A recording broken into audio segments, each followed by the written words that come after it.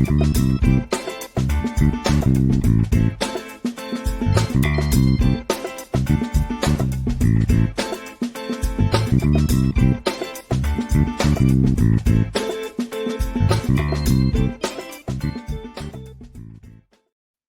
everyone. My name is Troy Goldenberg. I'm your host today.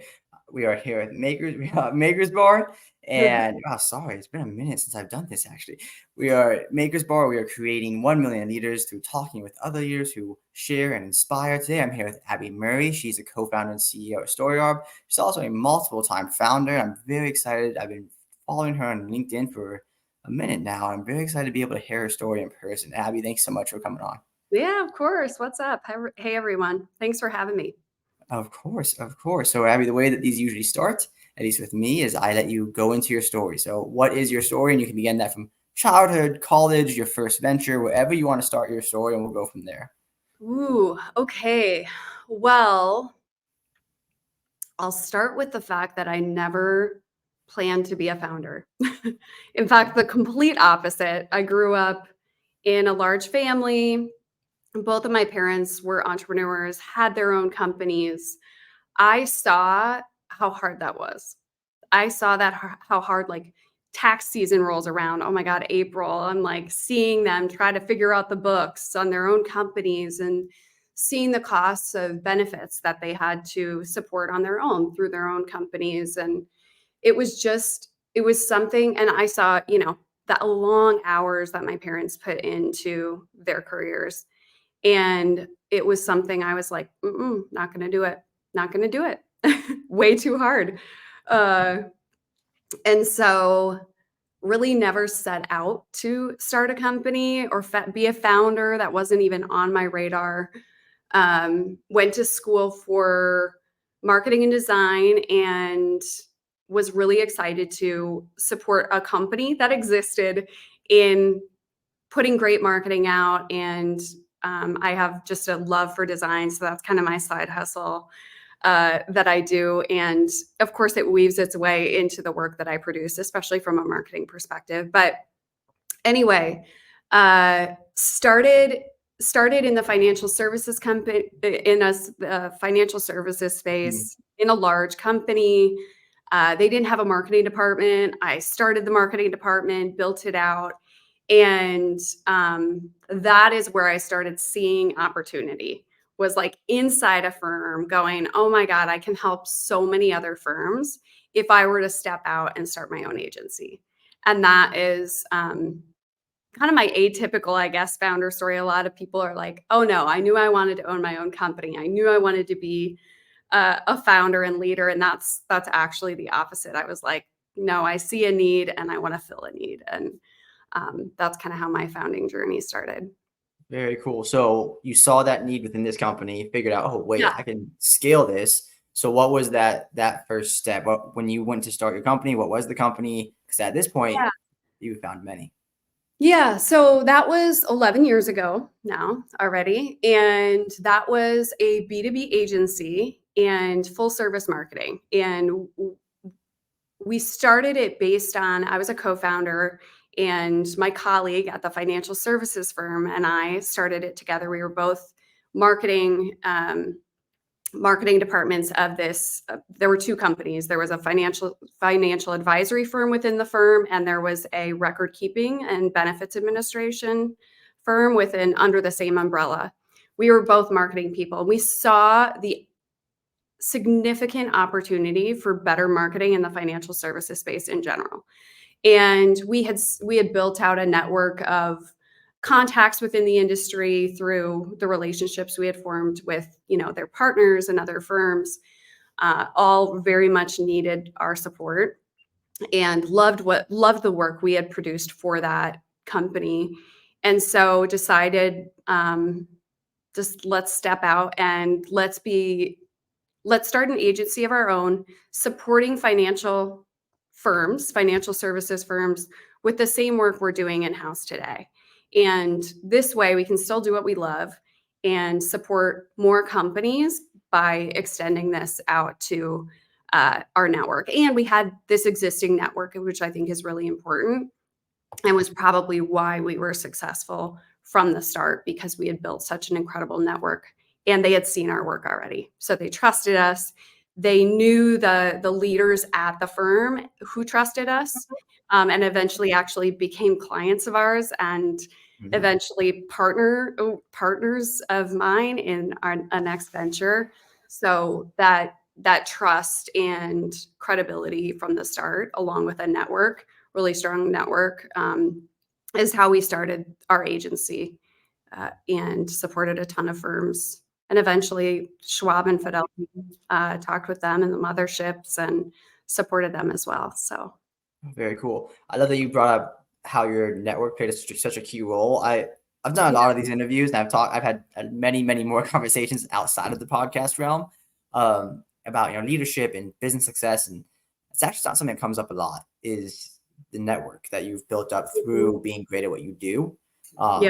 Yeah, one of my mentors actually mentioned, the original founder of Maker's Bar.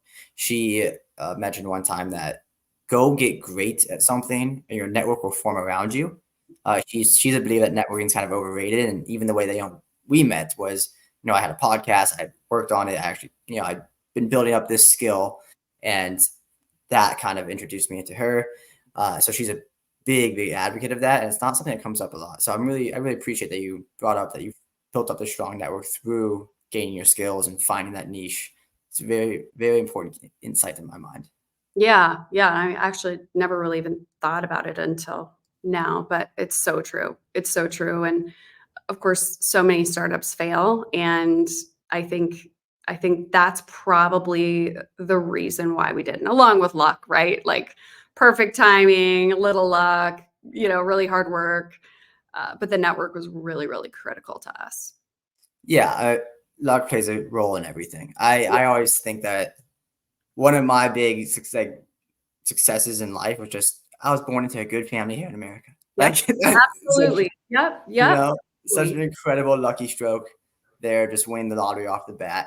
But I really want to keep going down this. So that was your first company. Was the next company the outlet, or was that part of the first company? That was part of the same jam. So I'm in a small lake town south of Minneapolis in Minnesota, and community is everything. And so while we started our company digitally and all of our leads came in inbound and through our network and word of mouth, because actually the financial services world is quite a small world. But we really had such a passion for our community and building up really good paying jobs in our community. And in order to do that, like we grew nationally before we grew locally. And so in order to make an impact on our community, we knew, and this was again, well, at this time it was probably, I don't know, 9 years ago, couple years in, maybe a year in, I don't know. Timing is a little fuzzy now, but we knew we needed a brick and mortar space, and in order to make an impact and be seen in our community. And we kind of wanted to fan out and help support a few of the local firms in our area with better marketing, in addition to our financial firms that we were supporting already. And so we're like, you know what, we need a space. And plus we can't be working out of my dining room forever. So we purchased a space in downtown Albert Lea, which is like this beautiful historic district. And we bought the ugliest building on the block, and we're like, we're going to do it. We did it. We renovated the space, and we knew that would help us attract talent as well. And so building out the space, that was kind of the first moment where I was like, wait a second, this process sucks. How is it so efficient? So more on that later. But the outlet was us just monetizing extra square footage in this building that we purchased for our agency offices. We had the upstairs we had built out as office spaces, and then the main floor we created into a revenue generating company, the outlet, before co-working was really a thing. And it was a co-working space where a lot of individuals within our community, we knew that were working from home or just needed to get out of their stuffy office, could come and rent a space. And that was our next startup that we ended up selling to someone, and that is still going today, which is really Oh, cool. very cool. Yeah. Yeah, that is super cool. These how everything grows beyond you. Yeah. It's one of the great parts of a company. Hopefully, end Yeah. goal is that you can see it grow beyond you. Is a really cool moment there. So Yeah. yeah, It's I love that. And so the outlet you sold that. That's what brought you to Brick, correct? That was your first time being co-founder and CEO. From what yeah. I'm seeing, right? Okay. So the outlet in the building existed. We had our agency on the second floor. That was great. That was rolling. And we started adding, I get a little bored sometimes. So a little bored with what we were doing. I'm like, let's do a little bit more. So we started fanning out our offering and offered, and we had a ton of demand actually for us to come in and design spaces after we did our brick and mortar space in the community. People saw the space and they're like, who did this? And we're like, we did. And can you come and do my office? And we started getting these questions and we ignored them for a while, but then we started getting questions from like pretty legit large companies in our area. We're like, wait a second, is there something here? And so we decided there was, after saying no a lot and trying to stay focused. And that's another long story, but ended up bringing in an expert in the commercial design space. She'd been there for a couple decades, brought her in to lead the commercial design division. And so we kind of spun the agency into this very holistic approach to brands. So we would help you with your online presence and your logo and your all of your branding and your website and email campaigns. Yes, yes, yes, all of that, but also your physical space. And if you're coming into your physical space, does it feel the same and does it exude the same brand that you experience online? And so that's what we were doing. And so we brought in a professional, seasoned vet, Amy, and brought her in as a third partner in the agency. She ran that division. And this thing just kept bugging me, which was, why is the commercial design process so freaking inefficient? Drove me crazy. Everything was in person. If you wanted to source chairs for your space, you had to drive, check them out. Someone would have to lug them to your office. Like, you couldn't get anywhere online. Yet the residential space had come so far, and platforms like House, I don't know if you're familiar with the residential design platform, but they had made their way into the residential world and really transformed the way people designed their homes and the way professionals were found, and designers and contractors and construction companies marketed. But the commercial industry was not that at all. It was so archaic and drove me crazy. And this was oofda. That's my Minnesota in me. This was probably 6, 7 years ago. And so I saw this opportunity outside of the agency, which was awesome. Jamming, we had an awesome team, like no churn, these amazing clients, amazing opportunity. And I was like, okay, we've got this thing going. Now what? Mhm. So saw this need for a platform in the commercial space, in the commercial construction and design world, that brought the built environment online. And so took a note from the House platform and said, why can't this exist for the commercial space? And so talked with my business partner, Amy, ended up buying out the agency from my initial co-founder. And we're like, let's do this. Let's build this thing, which eventually became Mortar. And that's how it all started. So Very cool. So I know that you started the story with you did not want to be a founder, but yeah, I can tell it's very much in your blood. It's very much in like yeah, I get a little bored. I want to try something else. This really bothered me. Like I know. all those little things. Like yeah, I know you're an entrepreneur. Yeah, Like yeah, yeah, you very much are. yeah. Oh no, Mhm. I love that. I know that like your ability to pivot from one experience to the next. It is very entrepreneurial, but it's a very unique skill, and it's Mhm. something that you're articulating very well, kind of down your journey here. Um, and no, it's very, very cool. So brick and then into mortar. that Yeah, was the transition there. And then Mortar came on. Sorry.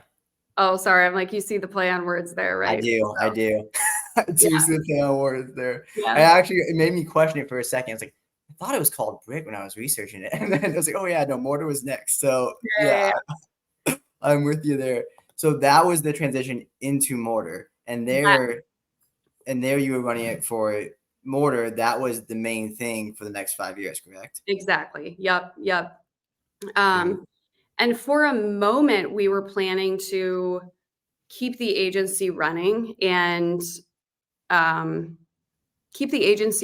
it was a well-oiled machine by that point, and have our creative director and team just run it while we built this thing. And we realized there was such an asset with that team in supporting the build out of Mortar that we made the decision to sell the agency piece. So basically split the company into two pieces, right? We had the agency, we sold that book, and then we sold the outlet, the co-working space, which we thought was like worthless. We were able to sell that with the building.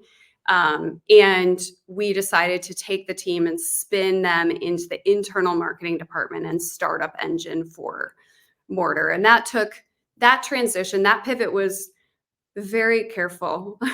That's a very careful pivot to do, because you have this incredible team that with an incredible business that I shouldn't say incredible. It was a great business. It was so much fun. It was healthy. We were at it took us 5 years to get to $1 million in ARR, but it was sweet, and we didn't want to give them organizational whiplash in the process of moving them into this Mortar thing. And how many of them want to do that, right? They were hired for this job, and now we're saying, we're going to do this completely different company. Are you in?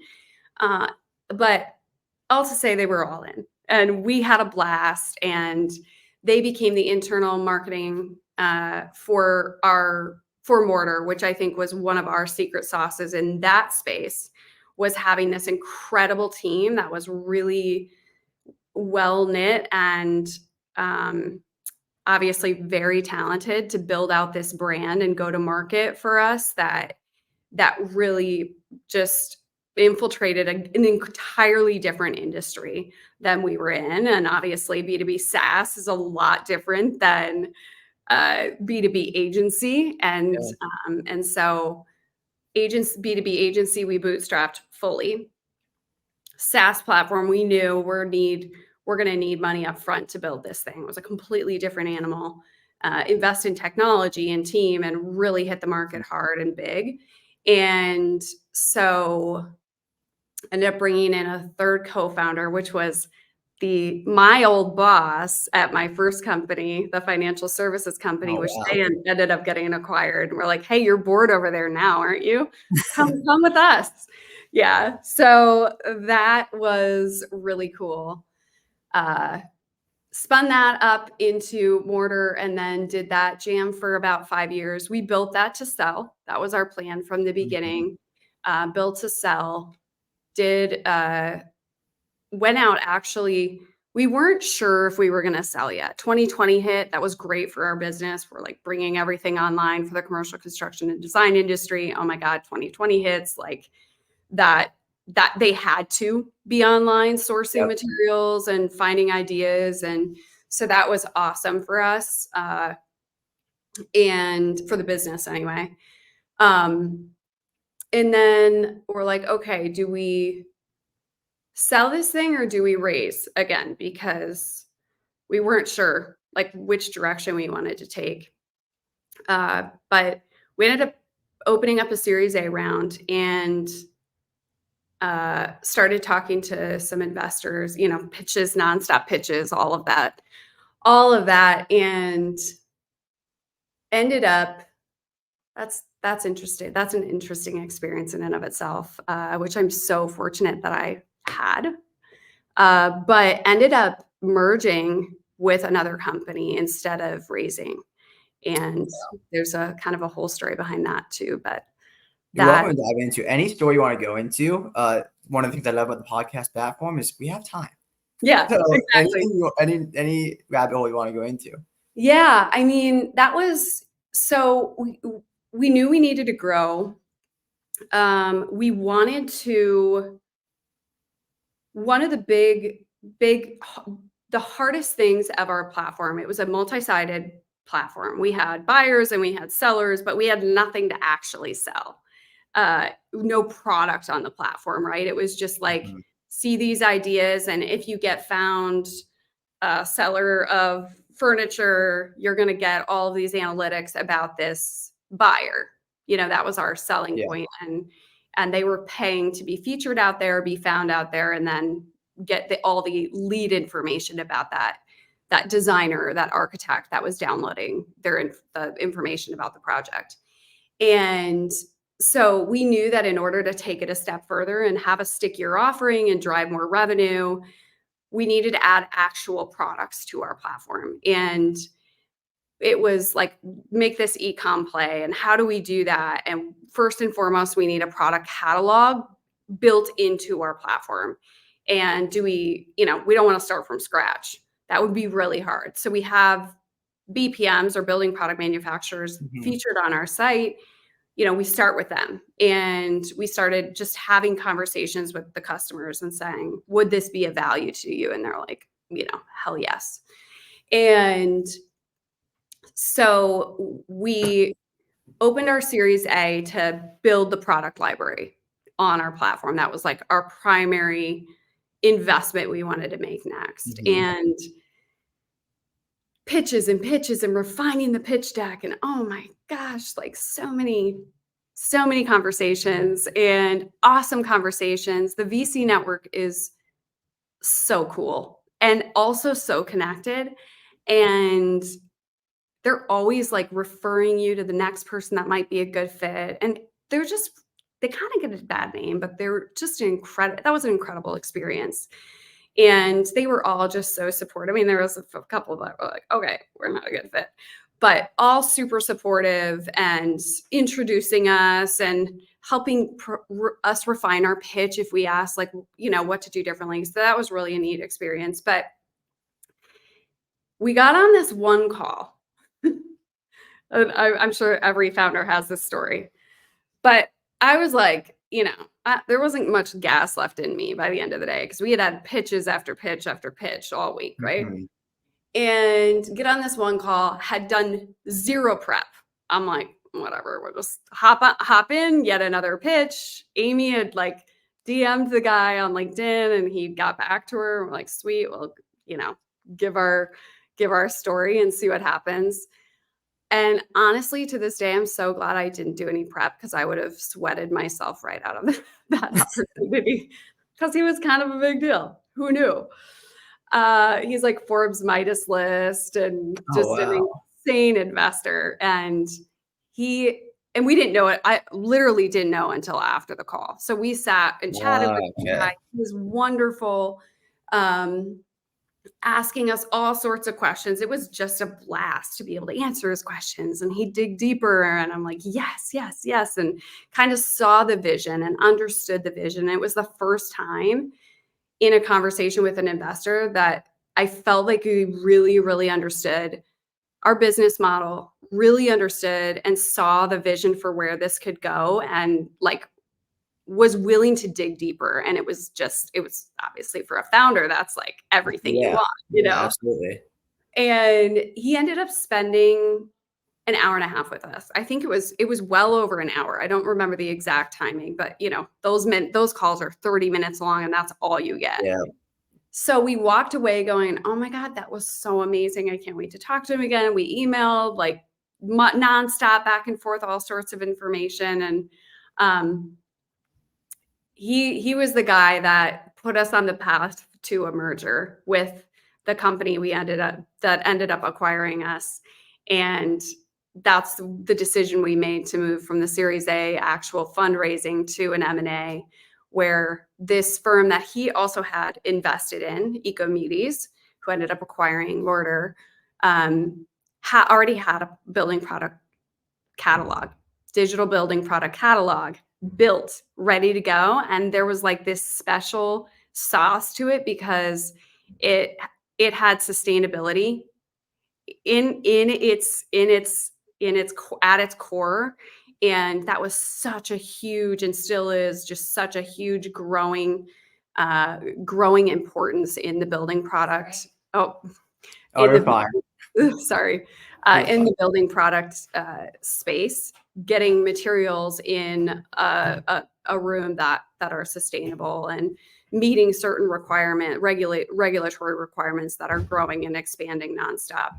So ended up merging with them and merging the platforms, and and exited that. Stayed on for about a year after, helped merge the companies, merge the brand, supported product ownership on the Mortar side, working with their CTO, merging the two platforms together. So just a really cool experience there, and really, really, really hard. Probably the hardest things I've ever done in my career is that process, I would say, but super rewarding, and learned so much. Learned so much about, raising money and pitching and how to work with investors, how it all works. Like, what is Carta? Like, you don't know this stuff when you start, and I don't know. It's a really incredible thing to learn and experience. So that was our merger. Yeah, No, no, that's that very was cool. So actually, one of the questions I wanted to ask actually during that story was, this sounds like a not that every moment is a level up moment in yeah. your professional and personal life, every stage of life. But this sounded like a really big jump. I was curious, like, what was the most challenging part? But you kind of answered that. Do you want to dive into, like, was it that merging, working with the CTO, or what was this most challenging part? Because that question originally popped in my head when you said you didn't want to give your team organizational whiplash. I've never heard that term. I Yeah. really like that term. I was like, oh, that's a really good point to bring up that I haven't heard anyone else bring up before. Is like, hey, we're working on this one thing, now I want to pivot. It's like, oh, that Yeah. must have been tough to get your team to buy into that. I wonder if that's the most challenging. And then as we kept went on with that story there, I was like, oh, that might have been the most challenging part. That might have been the most, So I'm Yeah. curious, looking back at it now that it's all in the rear view. Yeah.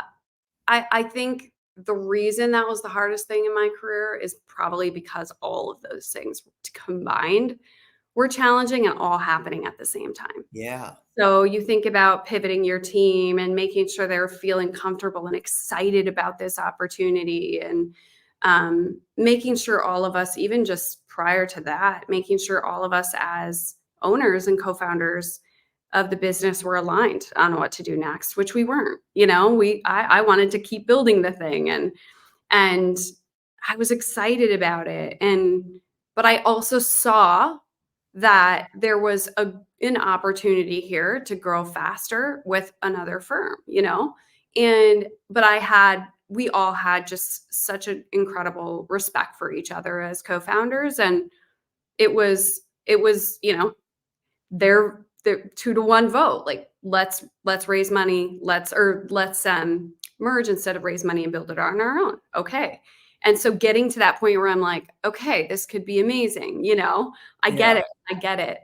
And it's better for the company, and it's better for our friends and family investors. And, getting to that point, and then taking it to the team and saying, okay, here's what we're doing, get excited about it, right? And them having to go through this process of, oh my God, what's happening? What's going to happen to my seat? How is this all going to, are we going to gel with the next team? Like, all of this type of conversation, and really difficult ones in the, we had to downsize our team for this merger.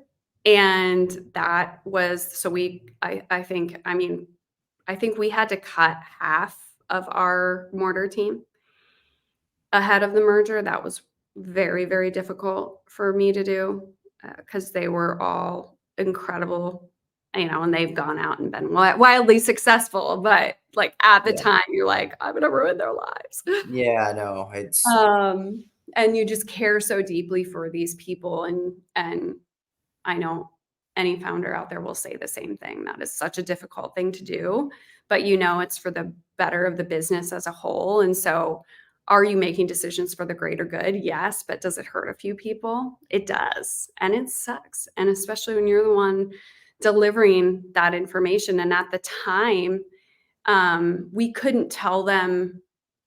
I think we had to cut before we could tell them that we were merging. Like we were still under,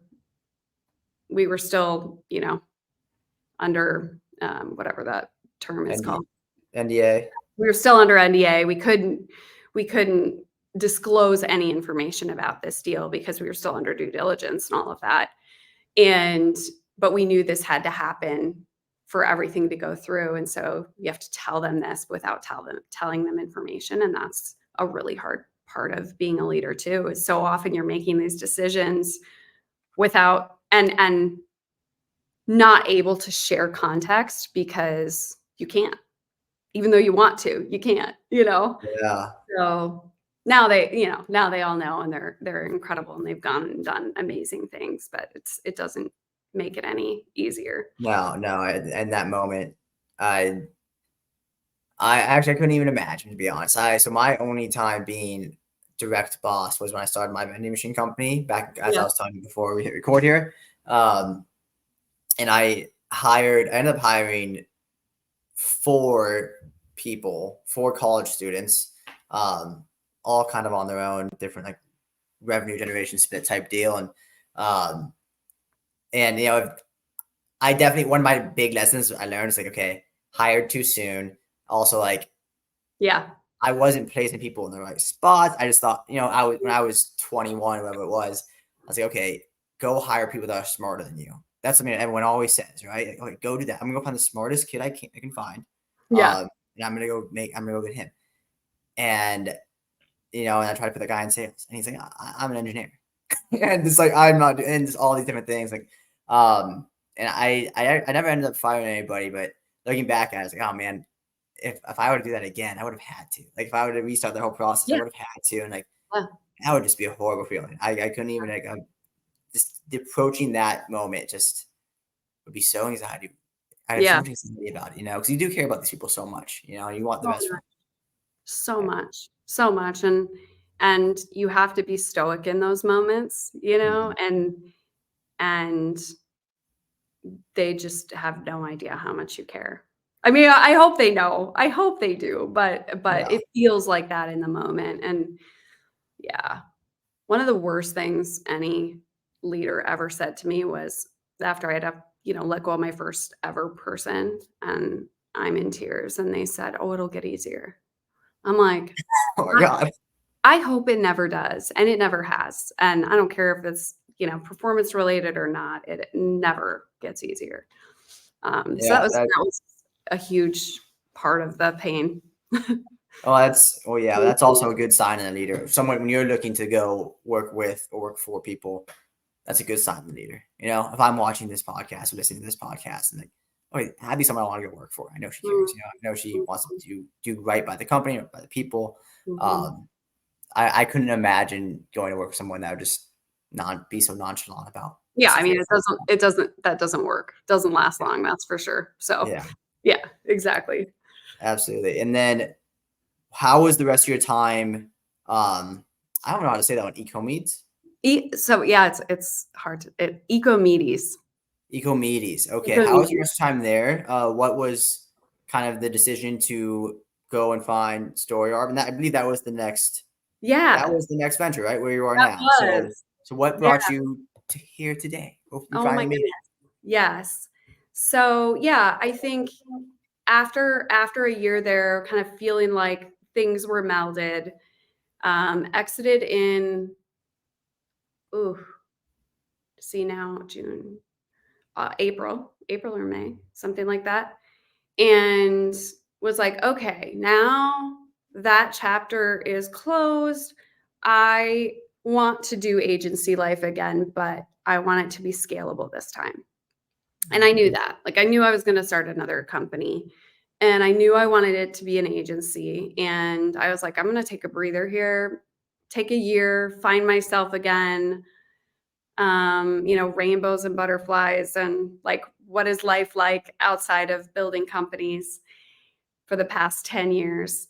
And by the way, I have 3 kids. I have a Oh, dog, a nice. husband, all of that, I need a second. And so I was just thinking about things, talking to my prior team, like a prior agency team, and thinking about what that would look like, and really wanted to bring together my experience in the SaaS world, which was super scalable. Also, this was another reason I wanted to start a SaaS company is Mhm. like agency life is really hard to scale. And your only point of leverage is adding another human to the mix and adding another human. And I'd also gotten a little too bored and it would hurt the company and hurt our scalability because I was like, oh, let's serve this vertical, let's serve this vertical, it just became like you had to really reinvent the wheel every time you worked with a new customer, not scalable. Mhm. So took that lesson, and B2B SaaS is super scalable. It's hard to get to revenue in certain, you have to front load all of the funding, but it's super scalable. And so I knew I wanted to take agency life and SaaS life and merge them into a productized service. That was like very clear to me. Do one thing and be the best in the world at that one thing. Um, and so I was thinking about that. And Alex Lieberman is, of course, co-founder, and I've always admired him. He's probably the only founder I've ever shared in my history of sharing like stuff on LinkedIn that I reposted of his. And 3 weeks into my 1-year sabbatical from startup world, he posts something and I'm like, oh my God, shoot. He's like, I think I don't remember exact post, but I think I accidentally started a company and I need a CEO that has run an agency before and understands scaling. And I can't even remember the list, but I was like, yes, yes, yes, yes, yes, yes. Oh my God. So I DM'd him, and I've never Wow. talked to him ever in my life. And it's also 3 weeks. I've given myself 3 weeks of breathing room. And long story short, we started chatting, and I'm like, I wasn't planning on starting a company, but this is the one I would want to start because it was agency and it was super specific. Like I knew I could see it could be scalable, it could be productized. I saw it You right had away. the vision. Yeah. Yeah. And so we started chatting, and he was like, yeah, I wasn't planning to start a company either. Like, well, we have to. We have to. Now is the time. And if you learn anything as a founder, timing is everything. So we both gave up our, summers free, and we're like, let's do it. So we did it. And here we are today, about a year, just over a year later, and the business is humming, and we've done a little mini pivot inside the company already, and it's just been an absolute blast. It's just been so much fun. It's been so much Amazing. fun. Yeah, I love yeah, it. So, do you want to dive down what Storyarb is, like what you do a yeah, little bit, sure. and kind of explain how it differentiates from what you've done in the past? Yeah. So we are a copywriting agency. Content is our jam. Written word is our jam. Our secret sauce is our copywriters and our content creators. And we started. I'll back up. So we started as exec social, thought leadership, founder led marketing through Twitter and LinkedIn. And obviously, Alex had built his following on Twitter and LinkedIn, and had seen the fruits of his labor for other ventures Mhm. outside of Morning Brew, and saw that this was such a necessity for good marketing in the modern day, and knew that this would blow up and just be a hugely demanded thing. So we started on the exec social front, and we were supporting founders with with their exec social or their LinkedIn and Twitter accounts, copywriting for them, content curation, interviews like this one, how I built this, taking the transcripts, translating them for them, and then publishing on their channels. And over the 6 months, really first 3 months, we started seeing signs, but a couple things happened. First of all, we knew that this was not going to be a super long retention offering because executives, you need time from them to do things like this on a regular monthly basis to capture their stories. And guess what executives do not have? Very good with their time. They don't have time. Problem. Yeah. And the second, and guess what else happens with executives? They themselves and their personal brand is the absolute lowest priority on their list. Their company will always come first. Yeah. And so what's the first thing to go off their schedule is this call right here. Mm-hmm. You know? And so we saw about a 5 to 6 month retention there. And so we kind of called it and deemed it an accelerator, right? Like this is an accelerator program. And then you kind of we teach you how to fish, and then you take and run with that. And so that was problem number one. We didn't want to continually be on this hamster wheel refilling our revenue in order for us to grow. It just makes it hard. But it was a absolutely beautiful business. Beautiful business. We were great at it. We are great at it, I should say. And but the scalability of that, just from refilling revenue, was difficult. The retention side of it. The other thing that happened was when we were working with executives, we would of course go to their content teams if they were there, marketing team or whoever, and align with messaging that we were putting out on the execs channel. Product launch, investor update, like what's going on in the company, so we can make sure that what we're putting out for this executive aligns with what you're putting out from a company standpoint. And these content teams were like, wait a second. You wrote this executive or this post for our executive. Can you help us with our company social? Can you help us with this newsletter? Can you help us write this blog? Like these questions started coming up, and it took us kind of like, the building product thing. People are asking for us to do something, and we're like, well, no. And then all of a sudden you're like, wait a second, that makes perfect sense. Yeah. If we expand our offering and really tap into what we're great at, the one thing we're just like killer at, which is content creation, and we expand that to companies, we have our LTV gets healthier, right? Mm-hmm. Because they need us. We can still serve the executive because that's an awesome business that we're great at. And we can do both, and we're still super focused because we're copywriters at heart. Like Yeah. that's the jam. Yeah. And so in April, we also, there was a ton of servicing involved with the purely exec social offering that was really difficult to scale. And I really was trying to get us to that productized productized place where the offering became scalable.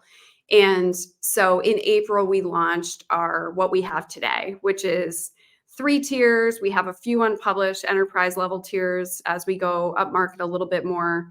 And their needs are just bigger and broader, but 3 productized tiers. They can self-onboard right from our platform or right from our website and land on our platform and get their own content engines, submit their requests. And so today we work with startups all the way to large companies that maybe we support an individual at a startup with just getting things in order for their go-to-market strategy, which is a lot of what these smaller companies are using us for today, which is beautiful fit for us, all the way up to large companies with large content teams that just need extra production support. They're like, we're sacrificing quality and quantity just to do it all. And we don't want to sacrifice that because multi-channel content creation for especially B2B well, I shouldn't say especially B2B. But for B2B is growing and so much more important than it ever has been. And so they need more. Yet over the past 3 years, with the economy and the fear of this recession, so many of the marketing teams were slashed, and they're down to like, 1 or 2 people on this marketing team that are still supposed to meet all of these content demands. And they just can't.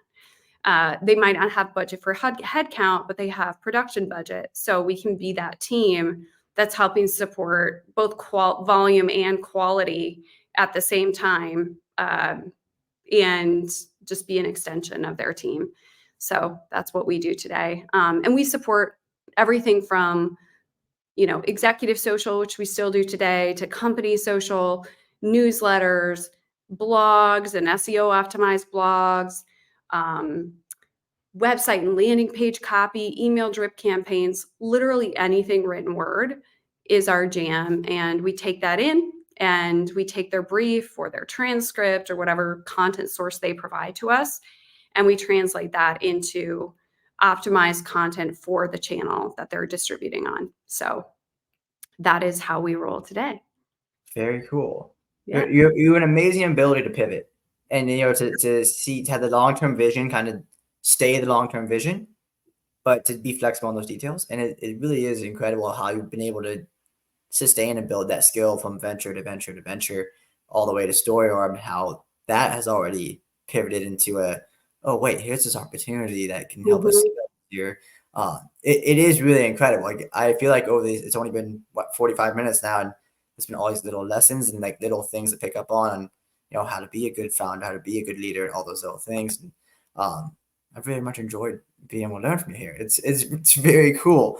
To stay on this specific industry for a second, what are the most significant challenges in the industry today? And you kind of mentioned before how the challenges of today, actually, maybe this was a LinkedIn post from you today, not this conversation, I remember confusing the two, but how the challenges of today are different than they were 10 years ago, and how, it's all this production you might put into a single ad versus what you could get out of a tweet or a LinkedIn post. So I'm curious to see what in your mind, being, in the thick of it every day, all the significant challenges in the industry versus what they were, 5 or 10 years ago.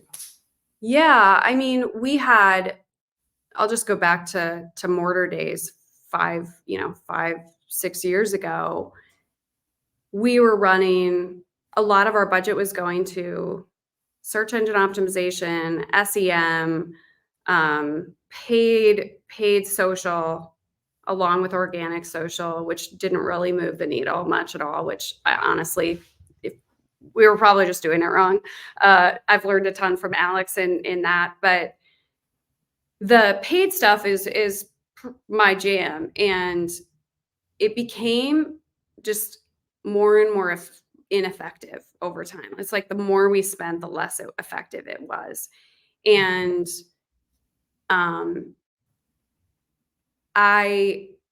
and now you see this whole conversation happening about SEO and like what's going to happen to SEO now that we have AI. And I mean, I experienced it on my own, but just the other day I went to Google and I Google something and it doesn't give me anything I was looking for. So I run over to my bestie Claude, our AI tool, and I'm like, hey, Claude, answered it beautifully in a second. So like what is happening on SEO and with search engine marketing, and all of that paid spend is like deteriorating in front of us while we have these free tools that are spitting out beautiful answers to all of our questions that are that aren't branded, And so that Google in and of itself is a really interesting conversation to have. I'm not an expert in any way, shape, or form. I can be a little dangerous, but that's about it. I just see there's such a shift there. And I am not on the train that paid search is dead, because I don't think Google will give that up, that revenue stream up. They'll find a way to make that work for them. But, right now in this shift time, marketers have to find new ways to do it because it's not working. The paid social, I think, is interesting.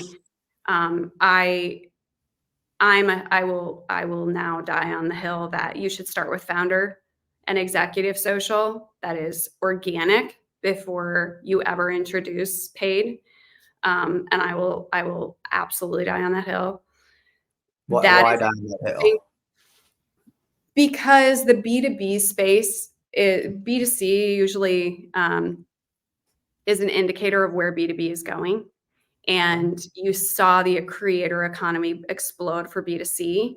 And now it's the same thing for B2B, but it's different, right? Like the creator is the founder and the executive, and they have these deep insights and deep expertise that they can share to the world and be super valuable. And the B2B buyer wants to buy from a human.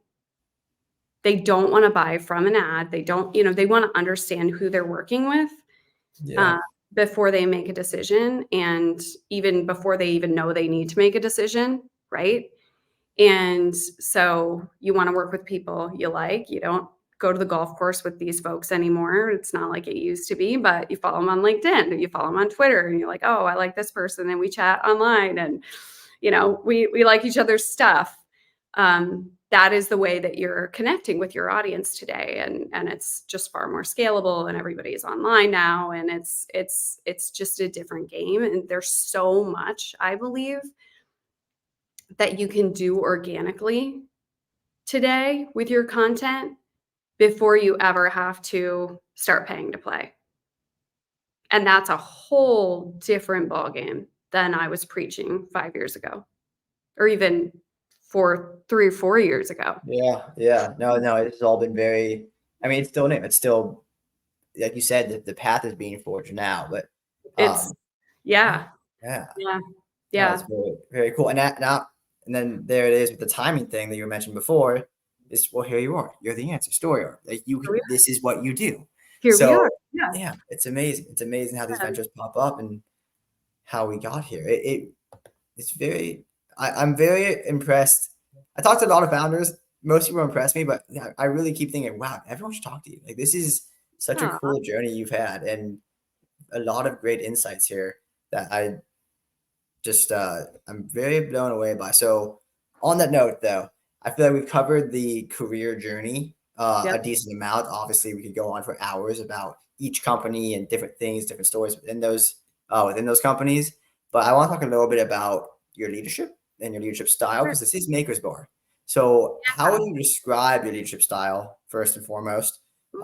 I feel like I've gotten a decent sense of it from our conversation here, but how would you describe that style? And then also, how would you say it's evolved? Like, what have you seen change in yourself as a leader over the years? Yeah. I don't have I'm gonna start with the last question. My evolution is I've become more patient, which doesn't say much because I'm not very patient, but I was far less patient before. Uh, More patient. I think I've become a better listener, which I think those two things go hand in hand, and those are both things that I have significant needs to continue to improve on. Uh, that your first question, I just it's hard for me to see myself as a leader. Really? Um, it is, and it always has been, and I definitely see, and maybe that's my style. My team, we're like all equals, peers, doing the thing. I'm hiring for my deficiencies. They need me, I need them, and there's equal pull and support there. And so I definitely see that. And I also very much see the need for certain management.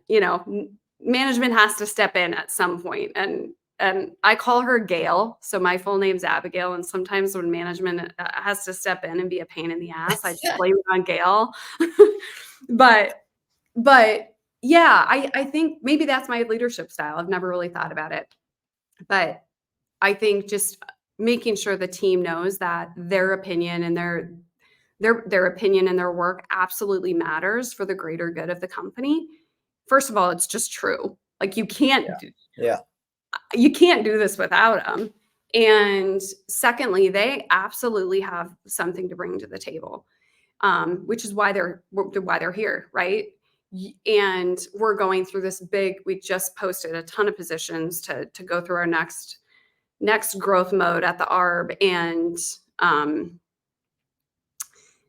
and so I asked the managers of these teams and departments, what are the things that you're great at today and where are proficiencies, across content formats or, whatever it might be, primarily content formats. Where are we great? Where do we really shine as strategists? Where do we really shine as writers? What's like just you could do in your sleep?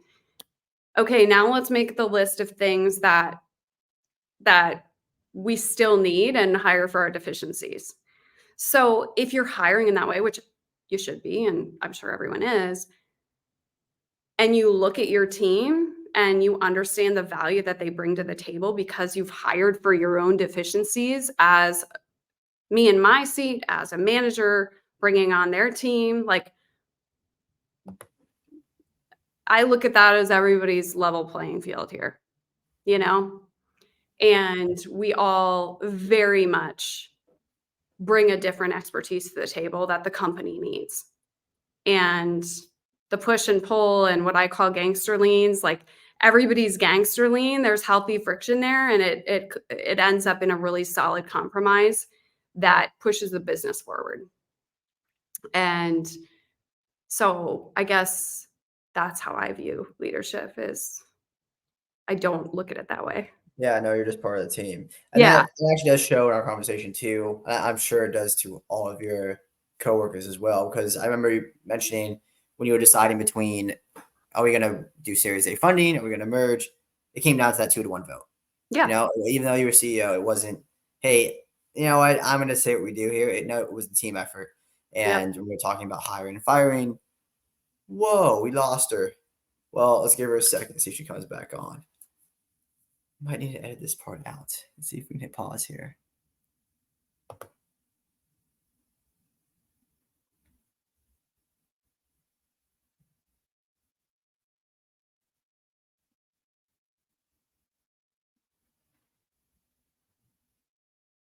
Oh, can't even pause it. Did we lose her? Interesting.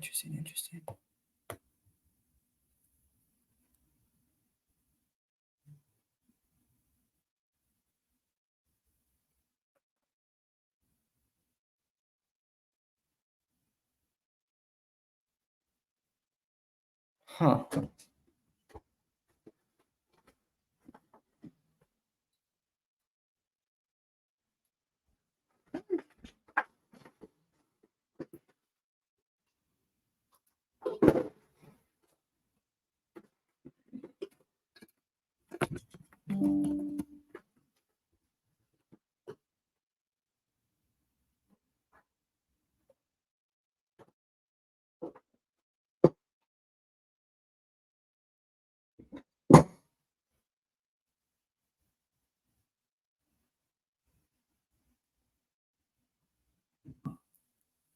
We are back. Okay. Sorry about that, everybody. I'm sure there was probably a little jump cut there within the editing. We lost connection, but we're back. We are going to wrap up here pretty soon. So, to some closing questions. Abby, I really appreciate your time. And one of the things I like to ask at the end of these interviews are about who has inspired you, be that books, courses, mentors. I know you mentioned Alex before, who you're working with now. Yeah. But what have been some of those resources that have been instrumental for you in your personal growth and journey? Yeah. I mean, first of all, there have been a couple really bad leaders that have absolutely inspired me, Mhm. right? I've had a couple great leaders that have inspired me. I mean, the two that I worked for that eventually became business partners and investors and clients. That was a huge piece. The tools. I mean, Alex, all of my co-founders. I've struck such luck with my co-founders, and that's such a careful thing to select for. And I'm fortunate yet again to be with an absolute powerhouse, and he's just so kind and smart and, ups your average in general. So that's inspiring. Just work around these incredibly smart people. Like, my team is inspiring every single Mhm. day and always has been. Like, they're so smart and they're bringing all of these ideas, and it's so awesome. Um, the I would say the tool that has been most inspiring to me and helped me build all these businesses would be, and this, I'm not getting a paid sponsorship from this, but EOS, the entrepreneurial operating system, has been such a huge instrument in every single company that I've started. I ran on that model, and it was introduced to it and ran it as part of a leadership team as an employee. So had exposure to that, and then popped it into my companies and started every company and ran every company on that model. So that's been instrumental in my success. The people around me, careful who you surround yourself with, and learn from those who weren't so great. And those are all learning opportunities. And and I was going to say another thing, but I forgot. Oh, the book. If there was one book that I would say inspired, there's two. I have two more things. One Great. book that I would say inspired me is The Infinite Game. And it is so good. And it just helps you look long term at the problem you're solving instead of short term. Like, we often get, as business owners especially, get like caught up in, okay, but we need revenue right now. We need revenue right now, right? Like this revenue anxiety all the time. Mhm. And sometimes that's short-term thinking. And so you have to kind of step back and look at the infinite game that you're playing here. And that was a great one by Simon Sinek. And then one of the most inspiring shows that I ever watched, and I required my entire team. Now I got to remember the name of it. Oh, shoot. I might have to follow back up, but That's okay. A um, show? it was a documentary about Dr. Dre and Oh, The Selling of Beats by Dr. Dre. Oh I'm my sure God, you can find it off that you off gotta that find it. I information. can't, God, what's the name of it? Something ones. I don't know. Anyway, I had my entire team watch it because I could not, my brain was like, "Brrr." That was a super inspiring show. Anyway, so that's what I would say for No, I now. love that. That's definitely a unique answer. Also, the EOS, I've never heard of that either. So it's another thing Oh, I can implement and yeah. introduce to family, friends, other founders. That's again a Yeah. lot of great information here within an hour. Good. Good tidbits. Really appreciate it. You bet. And finally, I can let you go get dinner with your family, but before you go, what is some advice you would give to someone just starting out in your industry or aiming to start their own company? Ooh. Um, be patient and trust your gut. I think one of the hardest things to learn, and I still struggle with today, is seeking wise counsel on big decisions and business decisions. And there's so many smart people out there that are going to give you advice. And I'm sure that you've heard this time and time again, but it's so true. And so you go against your gut because this really smart person told you it was the right decision for your business because you sought wise counsel, which is wise to do, right? Like, get these different perspectives from very smart, seasoned people who've been there, done that. But you still know your business best. And you still you as a founder, especially, know the inner workings of your company and see the vision. And so while you can seek wise counsel, it's one of the hardest things to do is discern Mhm. wise counsel from what you should actually do, and which what wisdom you should take in and what wisdom you should leave on the table. And usually your gut is a good guide to the decision you're making. If it goes strongly against your gut, it's probably not the right choice. And down the road, you're going to be like, dang it, I wish I would have done what I thought there. So I guess it's that. I appreciate the advice. I appreciate your time. It's been a really interesting conversation, a really insightful and wise conversation.